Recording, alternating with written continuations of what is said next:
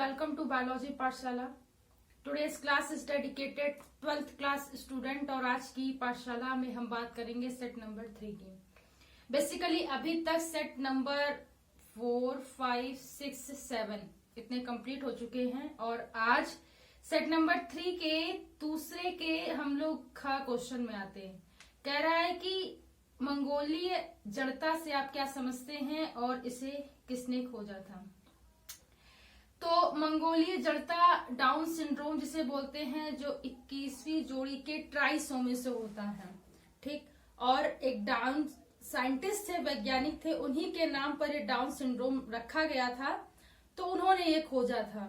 तो जब भी कभी भी कोई भी जो क्रोमोसोम होता है या जीन होता है वो अपने वास्तविक पेड़ से एक अधिक या एक कम हो जाता है तो कुछ शरीर में असमानताएं उत्पन्न होने लगते हैं, डिसऑर्डर उत्पन्न होने लगते हैं, उसी को सिंड्रोम बोलते हैं।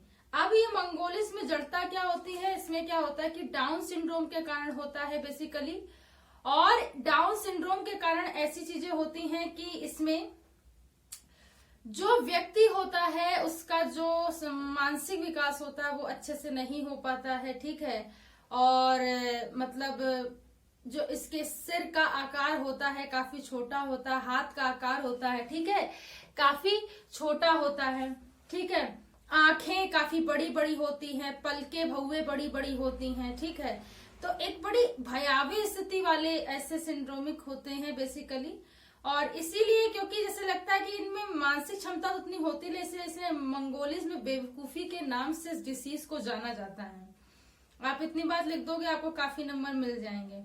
कह रहा है कि सेब को एक आभासी फल क्यों कहते हैं और पुष्प का कौन सा भाग फल की रचना का निर्माण करता है। देखिए, सेब को एक आभासी फल क्यों कहते हैं, क्योंकि ये बिना ही निषेचन के इसमें क्या होता है, फल का निर्माण होता है। बिना निषेचन के फल का निर्माण होता है तो ये आभासी फल बनता है, ट्रू नहीं होता है, झूठा फल होता है, असत्य फल होता है, इसलिए इसे आभासी फल भी कहते हैं।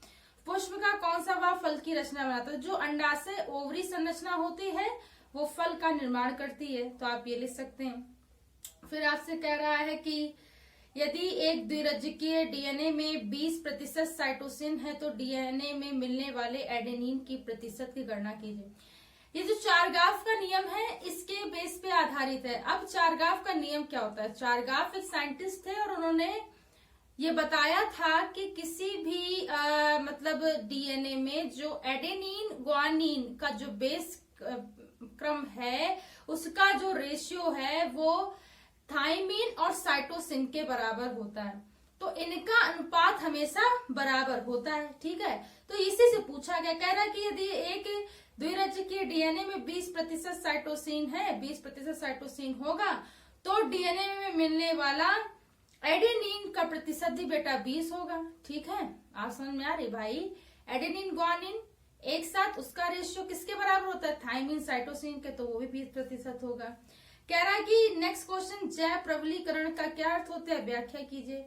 मतलब ऐसे पदार्थ जो मतलब वायुमंडल में प्राकृतिक रूप से पाए जाते हैं और इनका यूज करके कई अन्य पदार्थों को बनाया जा सकता है और इसकी रिसाइकलिंग की जा सकती है, ऐसे पदार्थों को क्या बोलते हैं, जैव प्रबलीकरण बोलते हैं। तो बहुत से पदार्थों का जैसे कि नाइट्रोजन है, ठीक है, फास्फोरस है, इनका काफी ज्यादा यूज होता है। कहाँ होता है मैं बता दूं, जैसे भूमि की उर्वरक क्षमता को बढ़ाने के लिए, ठीक है, इस तरीके से इनका यूज होता है। और कई ज्यादा मतलब इसको यूज किया सकता है, कई ज्यादा इसका यूज करके फसलों का उत्पादन किया जा सकता है, तो ये मतलब होता है, ठीक है।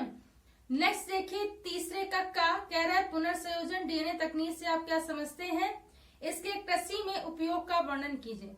पुनर्संयोजन डीएनए तकनीक, जब बाह्य डीएनए और वेक्टर डीएनए आपस में मिलते हैं तो पुनर्योगज डीएनए का निर्माण होता है और ये जिस तकनीक की सहायता से होता है उसे पुनर्योगज डीएनए कहते हैं। इसका कृषि में क्या उपयोग है, विभिन्न प्रकार के बीज का निर्माण, ठीक है, बीज को बढ़ावा देने वाले वृद्धिवर्धक हार्मोन का निर्माण, साथ ही विभिन्न प्रकार के अच्छे अच्छे खाद्य का निर्माण हो रहा है ये डीएनए तकनीक की सहायता से, और इससे कि अच्छी प्रकार की उच्चतम प्रकार की फसल उत्पादन में मदद हो रही है, उच्चतम प्रकार की फसल का निर्माण किया जा रहा है, अच्छी गुणवत्ता वाली मात्रात्मक और गुणात्मक दोनों ही प्रकार की फसल का निर्माण किया जा रहा है।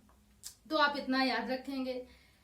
कह रहा है कि सहभोजिता को परिभाषित कीजिए, इसका एक उदाहरण दीजिए। सहभोजिता, सह मतलब साथ साथ, भोजिता मतलब भोजन को करने वाला, को मतलब ऐसे जीव जो अपना भोजन क्या करे, साथ साथ करे, उसे सहभोजिता कहते हैं। इसका एक उदाहरण दीजिए।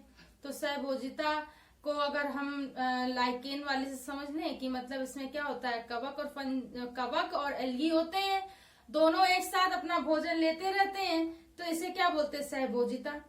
ठीक है, बात समझ में आ रही है, आप इसे लिख सकते हैं। ठीक है, कुछ पैरासिटिक जैसे कि सहभोजिता के लिए एक एग्जांपल मुझे और अच्छा याद आ रहा है, जैसे कि कुछ परजीवी जीव होते हैं, जैसे अमरवेल का एक पौधा है, तो अब वो क्या करेगा, उसमें मतलब एक पैरासाइट है, कोई परजीवी है, तो दोनों ही कभी कभी क्या होता है कि क्योंकि वो आपको अब कहेंगे कैसे भाई, जो अमरवेल का पेड़ होता है वो भी पैरासिटिक होता है, मतलब पैरासाइट को खाता रहता है, और जो पैरासाइट है वो अमरवेल के पेड़ को खाता रहता है। तो ठीक है, दोनों को ही साथ साथ भोजन मिलता है, इसीलिए इसे सहभोजिता कहते हैं। बात समझ में आ रही, क्या कहते हैं बेटा, सहभोजिता कहते हैं।